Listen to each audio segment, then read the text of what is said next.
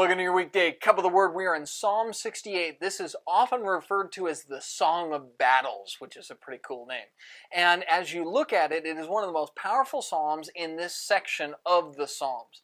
And as you go through it, you can kind of break it into 5 parts. It uses very strong, fairly figurative language. It talks about battle victories like destroying mountains and things like that, like actually destroying the actual physical world itself when they win these battles. And it takes you through 5 different ideas. The first 6 verses focus on how God is great and God is strong and God will protect the weak and the lonely and the brokenhearted, and that they are to find refuge in Him. It's in kind of an introduction to the idea that God wins battles.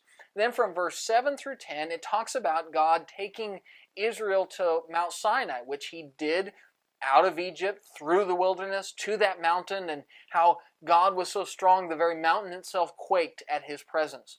Then from about verse 11, about verse 23, you get a very quick run over all the victories and battles that Israel won from Sinai when they left there to conquering the land, all the way up to David's kingly reign.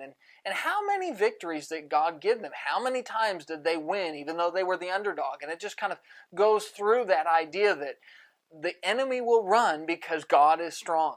Then from verse 24 through 27, you have this focus on the idea that God takes the tribes and brings them to the sanctuary, that God takes all of the 12 tribes of Israel and He gives them the strength so that they can march in, their princes and their royals and their rulers all march to stand before Him and praise Him in the sanctuary. And then as you draw near to the end of the psalm, from that point forward, verse 28 through about verse 35, you see that there is confidence in future victories because of this. As you look at the past victories that God has had and how strong He has been, and His power and His might and His ability to shake the very earth to its core when He wants to destroy enemies. A God who's done that on our behalf, and just stand firm. Hold your sword, chin up, go to war, because God is with you. That's why they call it the Song of Battles. And that's your Daily Cup. We'll see you tomorrow.